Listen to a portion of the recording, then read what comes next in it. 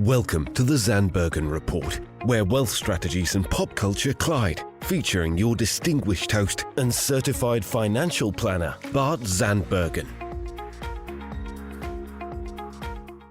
Welcome to our show of Dream Chasers and Wealth Makers. We are thrilled to be back in the studio today with a new episode of the Zandbergen Report.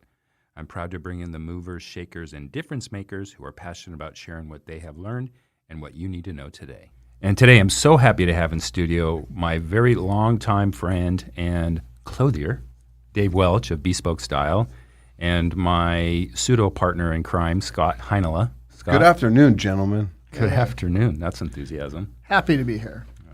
I want to say, first and foremost, I've never been in a room with such dapper gentlemen, especially a room this small.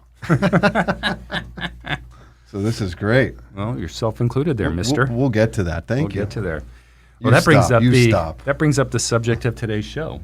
I think it's dressing for 2022, right? What's the expectation for men in business? What should they wear? What's appropriate? We were talking off air. People are now coming back to work and are kind of shell shocked, like deer in headlight. What am I going to do? What am I going to wear? Is it my athleisure wear?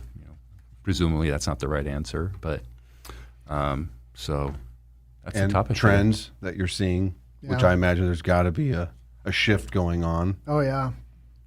Big shift. The shift was already kind of slowly happening, but pandemic and COVID and lockdowns and this kind of reality has kind of made it accelerate even quicker. Right. You figure for 12 months to maybe 2 years, people have been working from home, depending on their industry. Right. So they're in board shorts and a T-shirt, and maybe throw on a collared shirt if they have to do a Zoom call. Right.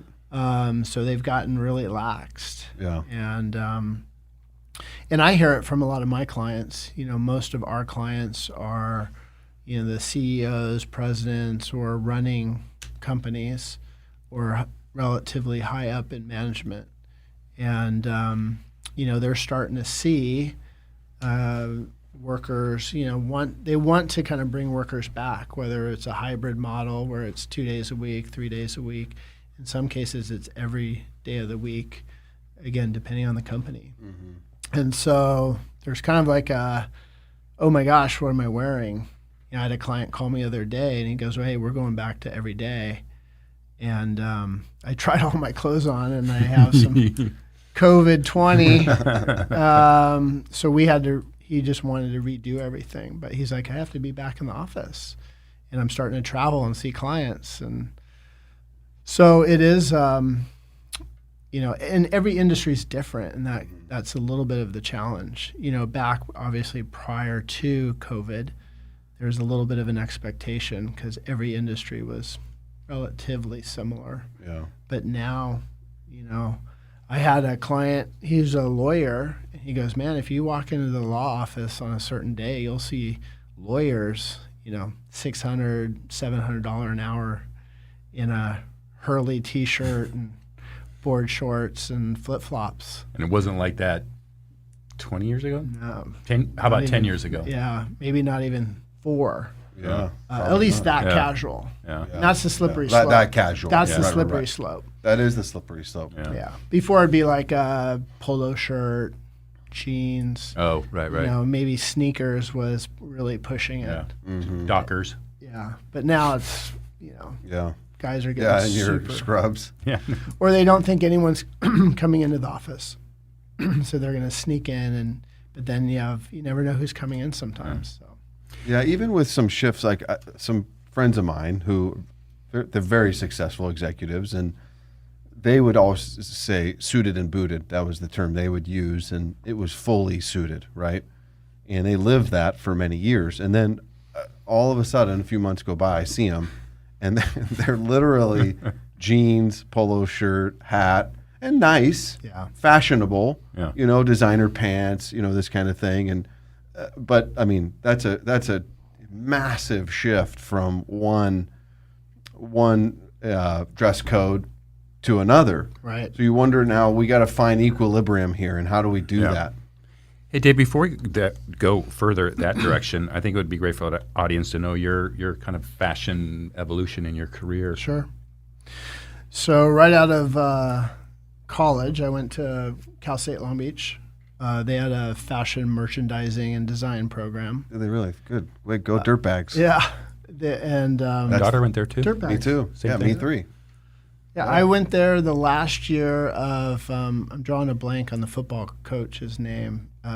Before they got rid of the program altogether. He was the Rams coach. Oh, wow. And then he had retired, and then he kind of coached, and then he was done. Wow. But the claim of fame of that season was Terrell Davis played for Cal State Long Beach, and when the program ended, he transferred to Georgia. Oh my gosh. And then became an all-star with Denver and everything. So very very interesting. But went to Cal State. Was looking for a job. Went to their career center. There was a binder for good old Bullock's department stores, and at the time I wasn't 100% sure I would really do what I'm doing now. But they had an executive training program. It sounded like something that at least I could build a base of management and training and that type of thing. Got a job, worked there for a few years, and they got bought by Macy's.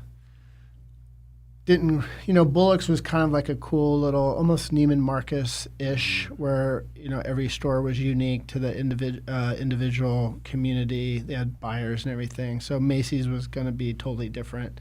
I felt like I wanted to change. Back in the old days, you looked for a new job in the newspaper, and I was flipping through the newspaper, and I saw an ad We're aging for ourselves. a custom clothing company. Interviewed with them, worked with them for probably 2 years, and then in 1995, naively thought I could do this on my own. And I think you have to have some sort of that feeling. I was unmarried, hardly any debts, Right. could work from a home office. And so started my own company in 95. It was called Austin Tailor, Taylor.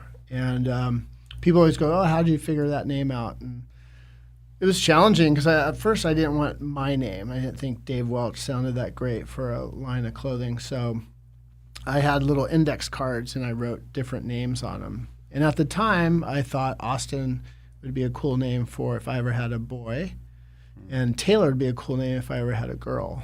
But I had a bunch of other names in this deck. Okay. I would just put names together, and I put Austin Taylor together. And I go, that sounds kind of cool. Yeah. So I just ran with it. Ran that company, brought a partner on, and then in 08, 09, when our little economic collapse happened, we shut down our store, moved to Irvine, and then my partner and I were kind of drifting. He really wanted to go a different direction. I really wanted to build a brand that could be bigger than me, and I could recruit others. And so that's when I started 8 years ago, the company that I have now called b.spoke. So we have a showroom in Costa Mesa, and it's more of a destination shop, not in a retail space. And it's more designed to work as kind of like personal, like a wardrobe consultant for our clients. So they'll come in and we get to know who they are, what is their business, what do they want their clothes to kind of say about them. And some people don't ask a lot of those questions. And so we can kind of direct them in different looks depending on who they're calling on, what's their business environment like. Started off mainly in custom clothing. So we would do custom suits, sport coats, tuxedos, lots of weddings. And that was kind of our core base for a while. We added a little bit of casual wear, very like jeans and shoes and things like that. But obviously when COVID came, it kind of kicked it up a notch. Right. And no one was buying tailored clothing for, a year. The one thing that got us through it was weddings were still happening. Right. So guys were getting married in a backyard or the courthouse steps, but they're still getting married, so they needed outfits. But thank God for the PPP. I got that first PPP loan, and then I took that PPP paid payroll, And then the money that I had kind of earmarked for payroll, we bought into a lot more casual. So casual jeans, more of casual jackets, short sleeve shirts, long sleeve shirts, casual jackets, things that you could wear on the weekends. Now it was kind of being business from home. Right. And so now our store, there's not many blessings about COVID, but one of the blessings it was for us is it made us pivot. And really, now we can offer a full solution for our clients, from weekend casual all the way up to tuxedo if they needed it. So that was, again, a rare blessing. Right. But it kind of forced us to pivot. I love that. I love people's story and what's in their name too. Right. Right. So you covered it Pretty all. special. Well, the word bespoke, too, is an old-fashioned term. It's traditionally spelled B-E-S-P-O-K-E, and I couldn't get that as a web domain because it's more of a general term, so I just took the E out and put a period, and you kind of pronounce it the same. Yeah. But it was kind of just an old phrase that when you went into a tailor shop, and they used Old English back then, is you would bespeak for that fabric, and they would write on the ticket, bespoken for Bart Zandbergen, and they just would write it. Now that term has kind of morphed or evolved into a verb. Right. And I tell Bart all the time, he creates bespoke, wealth plans for his clients, or wealth preservation plans for his clients. It means that it's custom. Right. So a funny story is my wife gets a call from one of her good friends, and she's basically hyperventilating on the phone going, "Oh my God, I just read in People magazine Hugh Jackman had a bespoke suit." And she's like, "You didn't tell me you made a suit for Hugh Jackman." And So it was the verb they were but using. because if you go to Europe, or if you're it's mainly in Europe, and Right. someone goes, "Hey Scott, it's a beautiful jacket," you'd say, "Oh, it's bespoke." Right. It just meant that it was made for you. Right. It's not the brand. Right. Right. I love So that. I told Kim, I said, "Just tell her we made it. It doesn't matter. Yeah. We'll take the compliment." I will tell you, there is nothing like wearing a bespoke suit. Really, your bespoke suit. thank Because and I'm saying that because first I'm wearing one. I love them, and I love coats. I'm shirt, jean, coat guy. Like I could wear that every day. Maybe not on Saturday and Sunday, but most days, as opposed to true suit Yeah. person. Yeah. And that's sorry. I was going to say, it should be known, let it be known to the audience that we are all wearing Dave Welch We are. bespoke. Absolutely. Thank I you. love today. mine. Thank you. And there is something I do actually need to clear up before we get into more of the fashion trends. So while I am proud to be your client, you refer to me as your oldest client. Can we say your longest client instead of your Longest oldest? tenured client. Longest Yeah. tenured? Whatever you pick the phrase. How did you meet? How did you So fall? we met at an event, and at the time he was working for the job after Bullock's for that company. We made a suit there. Actually, we made two. So Dave taught me the basics. We did a houndstooth suit, 3-piece, and a black suit. And I don't know how many, what's the math on that? Exponential. You have 3 pieces, right? And they can go together or separate. So if you do the houndstooth pants and then the black vest and the black jacket, there's an outfit. And then just swap at will. So basically 3 times 3 would be 9 different possible combinations without adding jeans. But back then, Jeans wasn't no a one wore thing. jeans. It was suits only. Yeah. And we have to say it was probably a 4-button jacket, Right. which seems so long ago. That was a little bit later, not my first one, but Okay. that came shortly And after. probably much longer length jackets, much wider pants. Think of the NBA players back Yes. in the 90s. I have so many questions I Yes. could ask.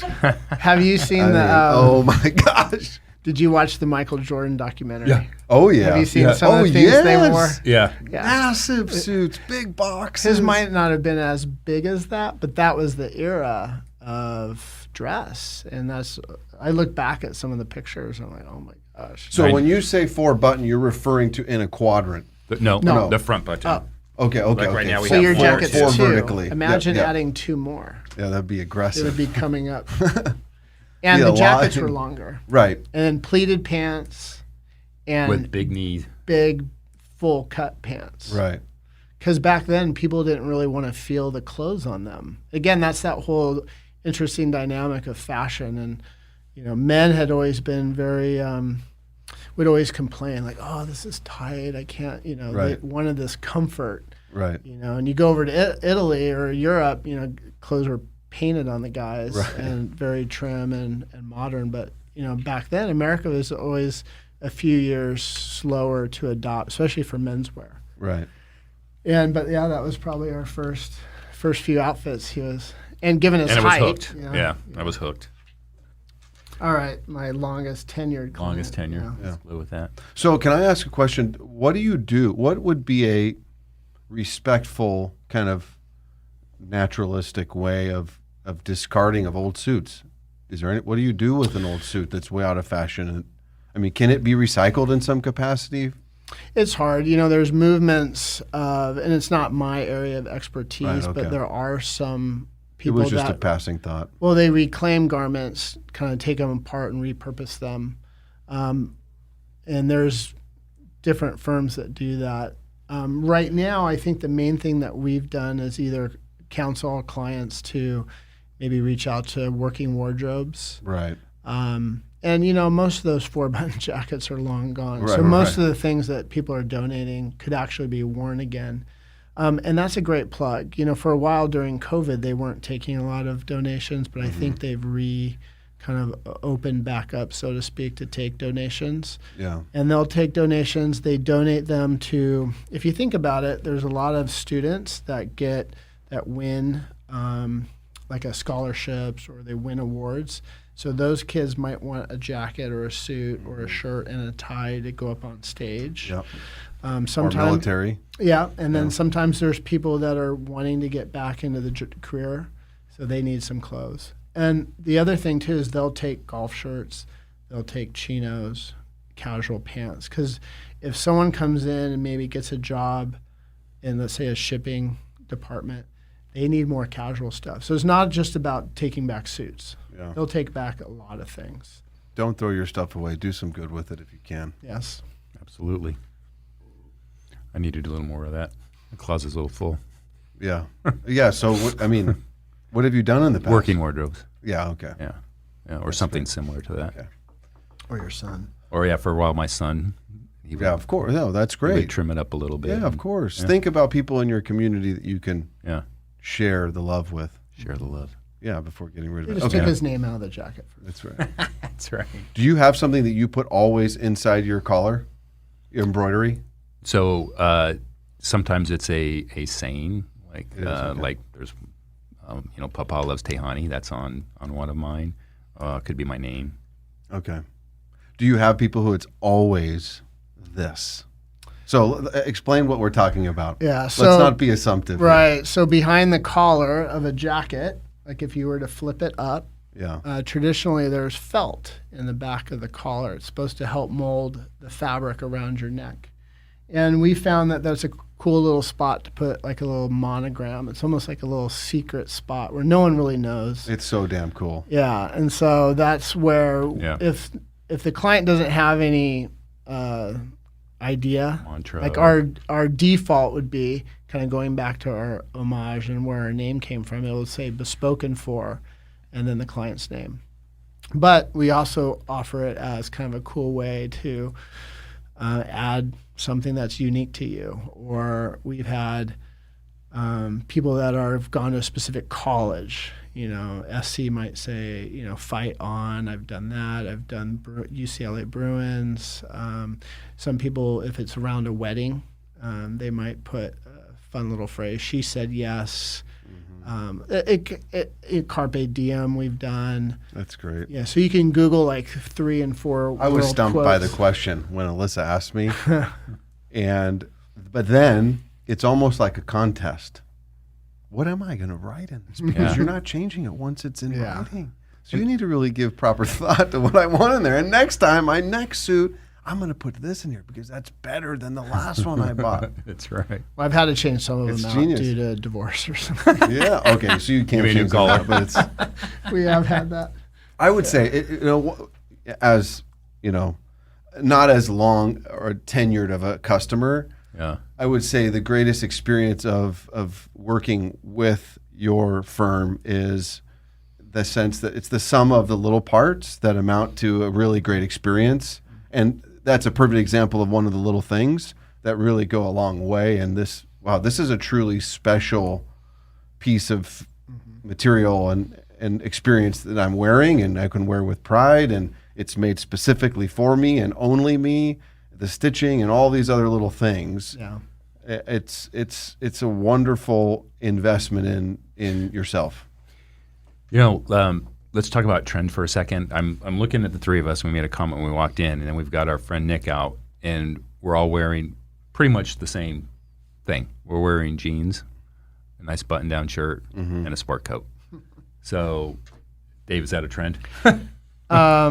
Yes. Again, going back to prior to COVID, that was slowly becoming the trend. I think day-to-day suits, and Bart will know even in his industry, both your industries, I think Wall Street, actually I think it was in the Wall Street Journal, they had said that even Wall Street was relaxing their dress codes.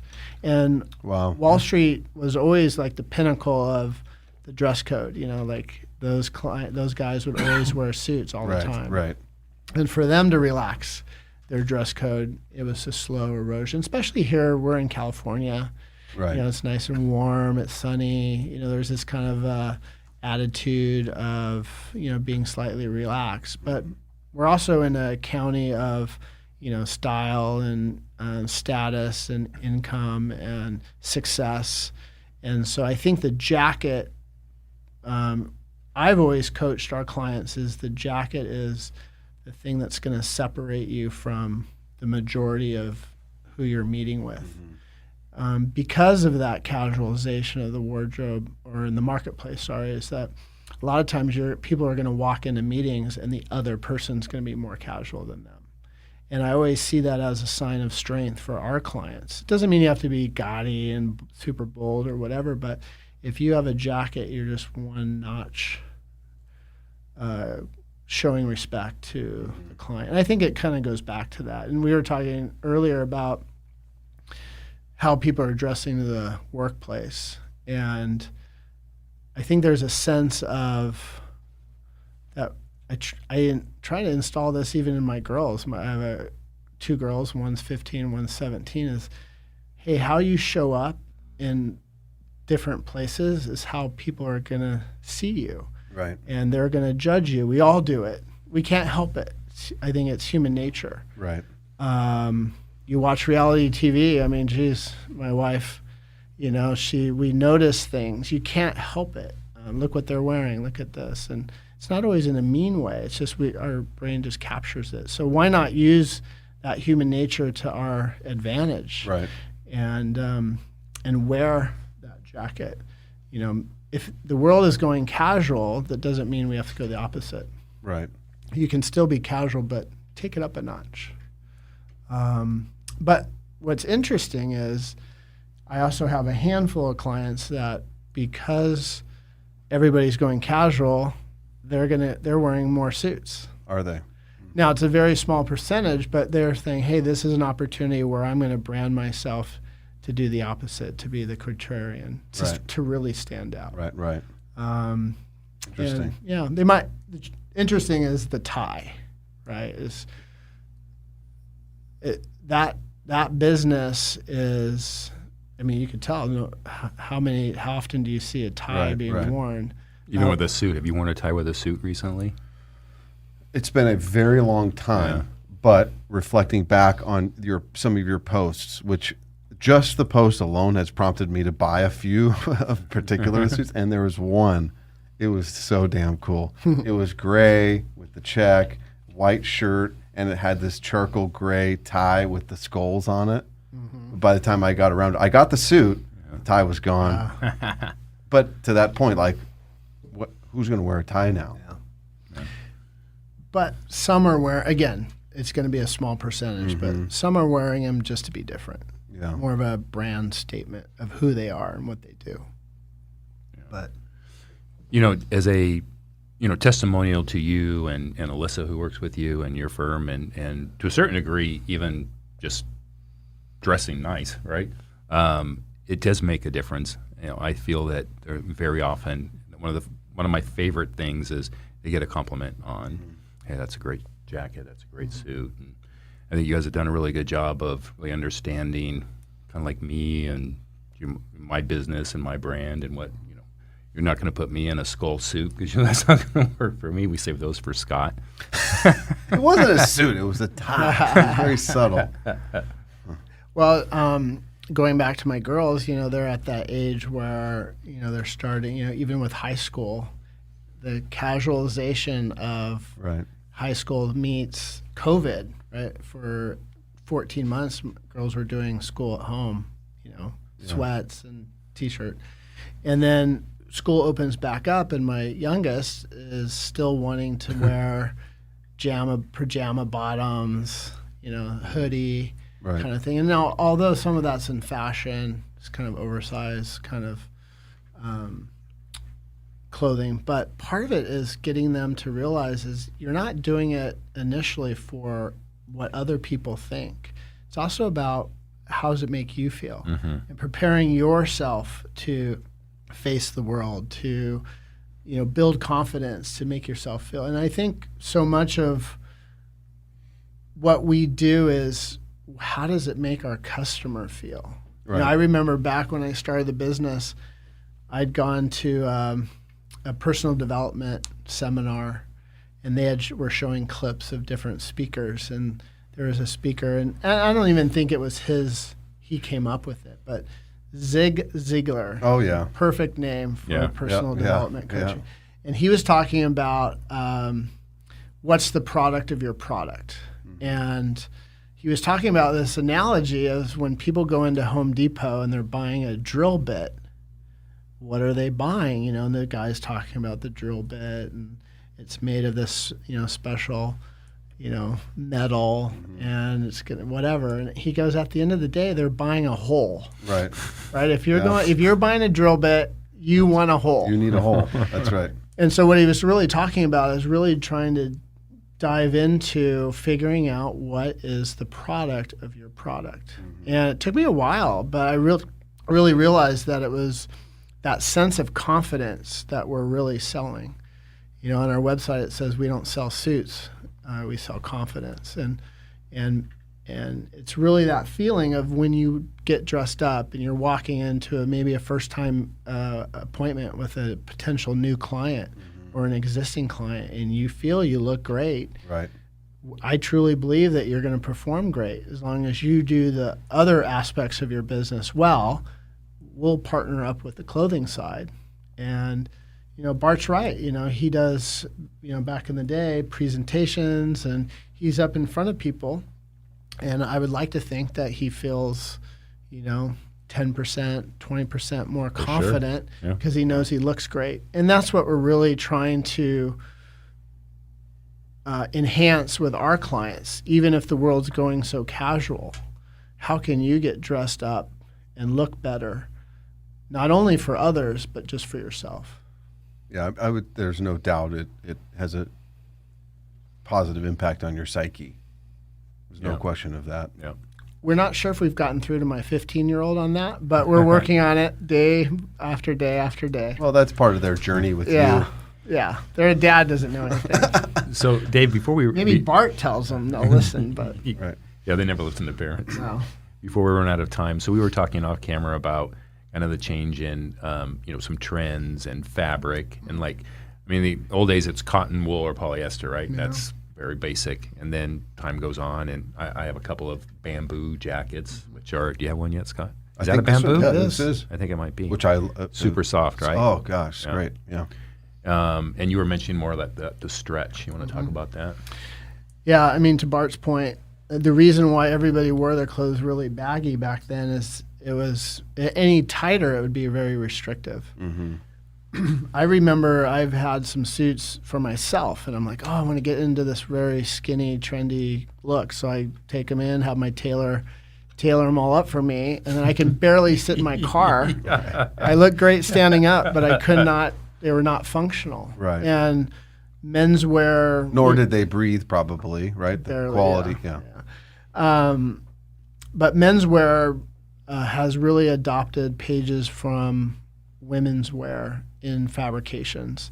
If you think about it, Lululemon initially was kind of more of an athletic company, and they started bringing, these fabrications and making pants out of them, and guys went crazy for it, and it's now almost become the new, business casual look. Or Travis Matthews. It feels like Travis Matthews, they're everywhere. Right. So I really even coach my clients, hey, wear something different, because everybody's wearing Travis Matthews. Right. It seems like in every business meeting.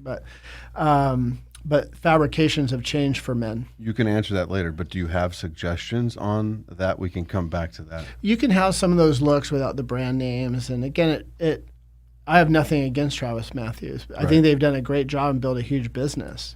But the adoption is so many other people wear that. Correct. I like to coach my clients just to be a little bit different. 100%. A little less saturation. Yeah, if everyone's wearing a Travis Matthews polo, wear a sport coat. Right. And going back to fabrics, I don't know what jeans. You're AG. But we carry a brand called Page. Page is a 4-way stretch, so it literally feels like you're wearing pajamas. But you can wear them a little bit trimmer to your body and not feel they're so comfortable. Yeah. And that kind of fabrications are moving into suits, sport coats, shirts. Nowadays, there's certain shirt fabrics that you can put them in your washer, cold water, hang dry, wear it the next day. Wow. So there's a lot of there's no excuse, I think, to dressing well, but also being very comfortable. That was the biggest thing. Is like people would say, oh, I don't want to wear a suit to work because it's kind of uncomfortable, or I feel kind of boxed in, or whatever. Nowadays, with the right fabrics, the right fit, these clothes should be very, very functional. So if I were going to invest in 3 pieces today, what would they be? 3 individual, kind of in different categories. Well, so so for me, 3 main pieces. Got it. So I order, 3 to 5 shirts, let's just say, right? I get my measurements. I get 3 to 5 custom shirts. What do I pair with what? Do I need, what are the staples? Right. Not all of our listeners are as, finely dressed as the two of you. So we're trying to help some people out here a little bit. If someone's still wearing a suit, and what we're seeing is suits still have a place. We're seeing that more socially, or if a client has a big meeting, or maybe they travel and go to different countries, or if they go to New York or San Francisco or wherever, the suit still has a place. Right. I always recommend our clients, if they haven't really updated their suits, I would get a navy suit. If you're just going to have one, get a navy suit, maybe a dark navy. It could have some pattern to it. But you could dress that up for a formal charity event. You could tone that down for regular work with patterned shirts or solid shirts. You could wear a tie. So I think a navy suit would be great, or a super dark charcoal. Either one of those. Navy, studies have shown that people feel more comfortable with that color. It's interesting. That is very interesting. I won't bore you with the study, but they've really found that navy is more appealing. Okay. So I usually recommend a navy suit. And I think less intimidating. Right. Yeah, that's part of it. It was back in the guy that wrote the book Dress for Success. They did a little study. A guy came out wearing different colors, and they would poll the audience members, which person did they trust more. Wow, did you ever read that, Scott? Dress for Success? No. Was that a 70s book? Yeah. I wonder if they've updated it. There could be a edition 2 or 3. I'm not sure. It was good. And we make some of these assumptions already in our heads. Right. If you think someone's dressed slick, then you might think that they're gonna, be a little shady or something. Right. I mean, we all have that intuition. Right. Someone's a little sloppy or frumpy. Do you think they're going to be on top of the details of your transaction as much as someone that's well put together? So these are all biases that and that guy could be the best guy ever in his job, or woman could be the best at. But going back to what your core basics is, one, core suit. I would say some sort of navy or dark charcoal. Right. I would say a navy, and I know it sounds like a navy, but you're not going to wear that suit all the time. But a sport coat, if you got a navy pattern, could even be a solid, really well-fitting jacket, you're going to wear that 2-3 times. And what's great about navy is it doesn't become identifiable as much as other colors. So if I'm wearing a red plaid jacket today, if I wore that 3 times a week, you're like, oh, there's Dave in that red jacket again, right? Right. It becomes super identifiable. Right. But if you have, let's just say, a navy blazer, I mean, that's a core staple. You could wear like a really bold check shirt with it. That's a very good point. You could wear it with a solid white shirt one day. You could wear it with a tie. So that is a very good core item that doesn't become repetitive. Right. That's and two. also, yeah. I was going to say, just pairing items. So let's use the navy coat. Well, what could I pair that with on my for my pants? I was going to lead Many to that things, right? again. It's so 3 items is not enough. But I would argue most you could do. Okay, we can go more than 3. You could go a lighter color jean. You need some sort of contrast, in my opinion. So if you got maybe a lighter jean. You could go with a tan. The classic was always navy blazer, tan pants. You could do a navy blazer, tan jean. Right. In a nice stretch. Or like a light gray jean. Gives you some nice contrast. I never do that, and I should. Oh, we got a Seriously. sale. We got a sale. Let me get out my 100%. my fabrics here. I'm tabulating a small list in the back of my mind here. The last thing I would recommend is get like a tan or shoe, like a toffee caramel color. It could be like a monk strap shoe, because that monk strap has like a little strap that kind of goes over. Right. Or a nice lace up, or it could be a slip on. Either one, because they all kind of work nowadays. Okay. But a tan shoe just looks so much better than like black shoes. Right. With black with blue. Yeah. For sure. Yeah, black shoes, they never look as good as they did when you first bought them. Right. Right. After a few wearings, even though you polish them, they still look a little murky. But with brown, it has kind of the patina. So you get those shined every now and then. The richness of the leather keeps coming out. And it offers some nice contrast. Like when I went to Italy, this is before a pandemic, on a trip, most of the men during the day would always wear brown shoes. But if it was an evening event or something more formal, then they wear black. But black was very regulated to formal, or like just formal meaning black tie. Okay. Or formal just meaning like a dark suit, white shirt, dark tie, dark shoes. But every other occasion was brown, because the brown shoe offers so much character. Interesting. Yeah. You know, when you look at a brown shoe, it does. Next time when you look at a guy wearing black shoes, tell me if you don't think they look kind of just average. Right. And that's not a mean thing. Absolutely true. What's Bart wearing? Well, he's got suede. Black suede. He's got black suede. That's different. That's cutting edge. Yeah, and it's a boot. So Bart's next level. He is. That's what happens when you're. That's what I'm saying. There's a lot of people. We need to dumb this down a little bit, back to basics. Well, he's the longest tenured client. Correct. So he has to be next level. Okay, 2 bonus items. I can add 2 bonus items to my. What would they be? Do you have any input? Well, I was going to go with the jeans, so you did that. Okay, jeans. So let's do a quick. What are the types of jeans and fitting that the style of jeans we're wearing today? And like, don't even wear those. Conversely, like, what is the fashion of jeans that we're wearing today? I would for sure say don't wear baggy jeans. Okay. And that, again, going back. How tight is too tight? Well, with today's This fabrics. is a serious question. Well, that could be an issue. Some men. That's the question for your wife, honey. And if she says too tight, you go change. What if I'm not married? Some of them look like leggings for sure. That's what I'm saying. Yes, I mean that's. Well, at the end of the day, you're gonna have And to. I might push the envelope a little bit. I'll be the first to say that a little bit from Well- maybe, but they're comfortable. So like Paige, We're gonna have to check with your staff on that. Paige, you can push the envelope because they do feel so comfortable. That's true. And sometimes it's like, is this a little bit too snug? You'll know when In the you're quads, a little higher predominantly. and your voice is a little higher.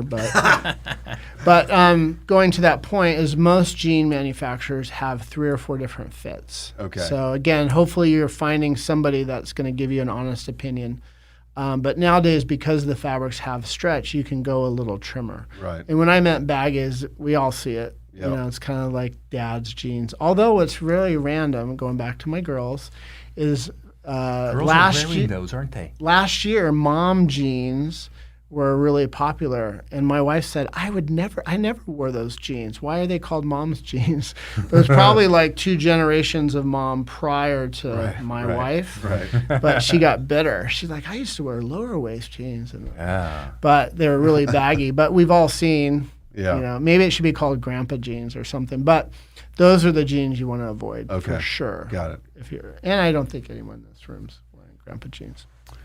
I would throw in Chelsea boots, one good pair of Chelsea boots. Okay. So you can change it up with your jeans. So Got it. Chelsea boots, just to Oh, so yeah. as you kind of slip them on, there's no laces, there's no straps, and they kind of have like little stretch pieces on either side, Okay. kind of where your ankles are, to help you kind of get the Okay, boot so on. if I was going to buy 1 or 2 pairs of those, I buy black and I buy Brown. like brown, Yeah. tan, brown. Yeah. Okay. But it's a little bit more casual, looks great with jeans, kind of gives you a little bit of that, makes Bart look a little tougher with boots, and I need that. a little bit more masculine. Yeah. Um, I think, go ahead. And I would say a pocket square or 5, because that will take that blue jacket and change that blue jacket because if you're swapping out pocket squares. Yeah. The other thing too, it's like just general. We can go on and on, which we don't have time for. But We're kind of out of like time. accessories, a man can't wear a lot of accessories. It's a belt. It's if I'm wearing a tie, which nobody is anymore. It's a necktie. It's watch, bracelet. Like what else do I got? So my point is, it becomes very important of the shoes, the pant. I mean, from top to bottom, what can I dress the part in?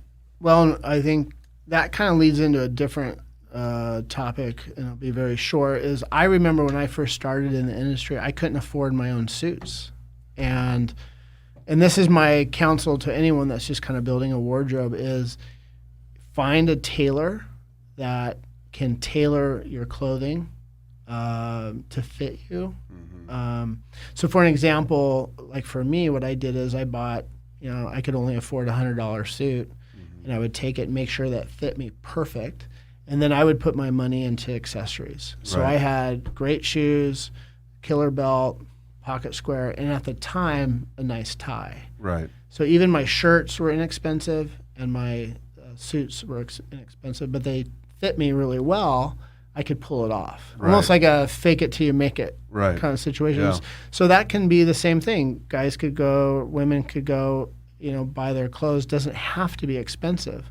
But the real trick is making sure it fits. And then spending more money on your accessories. So if you have a limited amount of money, maybe spend more money on accessories, less money on the core pieces, because it's those accessories women know, right? If they see a good-looking guy and he's got a bad pair of shoes on, Right. that's usually death. Right. Death for dating kind of thing. But if the guy walks in and his shoes are very, look really great, she doesn't Yeah. care how much the pants cost, right? It's like Right. they look at those details. It's great. Wow. Good stuff. I mean, And again, the details go back to branding you as somebody that if people can see that you have attention to detail, and again, I might be reading too much into this, but I think you would think that they'd really take good care of your business. yeah. So one plug for Bart. Bart finally invited me over to his brand new office space. And I was waiting and finally got the invite. But I walk in and it's immaculate, right? And if you go to his desk, there's like nothing on his desk except for maybe one piece of paper, and the pen is, placed at the right angle. And I think that was really cool because you go into my desk and it's the complete opposite, right? Right. Probably the more the creative, wacky creative Right. type. But what I walked away going, he's on top of everything. Like he's so meticulous and he's and everything's in its right order. That feels really good for me because I have my money with him. Right. And is he doing that same kind of meticulous analyzing type of situation with my money? And so it made me, it smelled really good. So one of the things. Which is staging. That's a very real thing. Yeah. I read a book it was called Building an Experience Economy. Yeah, experience economy. Read the book. Yeah, it talks about if you don't want to be a, what's the word? Commodity. If you don't want to be a because commodity. they use the analogy of coffee. Yeah. From its organic base all the way up to now towards Starbucks, right? And Or like Build-A-Bear, right? They Right. build this whole experience and people walk away going, that was amazing. But they spent $100 for a teddy bear, right? Right. But they still walk away happy and that type of thing. But one of them was hitting all the senses. Mm-hmm. And we had been using a different olfactory thing at my store because people would come in and they go, oh, it smells really good. But I really like Bart's. Mm-hmm. So I'll share that with you. Did you get Sandy's that's email? I did. Okay, Yeah. good. All right, Dave, closing thoughts? Closing thoughts. I think style and how you appear on a day-to-day basis is still important. I think there's a place for it. I think if you want to stand out amongst the average, then pay attention to your wardrobe, pay attention to details, and obviously, as long as you do your job well, I think partnering, the look, the style, all of that is going to take you a long way. It's going to separate you from your competitors because most people are going to be a little lazy, especially kind of coming out of a pandemic. They're going to push the environment where they say, I could wear jeans that are maybe not the great fit, or I'm going to wear a polo shirt when I really kind of shouldn't. So don't be that person. Look, still you can dress well. And I think it's going to carry people a long way. Good words. Good words. Very good words. Scott? Lax is not the answer. You? Closing comments? I would just say, like, being lackadaisical about it in your fashion's not the answer. I think in many walks of life today, that's pushing the envelope probably too far. You can still look very good, be very professional, be very thoughtful, intentional about your wardrobe and what you're wearing, and still be very comfortable. I'm going to hire him. That's right. As a matter of fact, speaking of hiring him, how can people reach you? That's right. Website and Instagram are the same. It's bspokestyle.com for the website, which is BSPOKE, and then the word style. So check us out on Instagram, go to our website. You'll see Bart kind of from the chin down, but you'll see a great suit that we made for him. He's on the cover. And I'll even throw out my cell number, 714-767-4380. Call me, text me with any questions from 9 to 5:30. There you go, right. And Yeah. All right, gentlemen, thank you for your time. Dave, thanks for your wisdom. Thanks to everyone who has tuned in, and we look forward to being back in the studio next week. Cheers.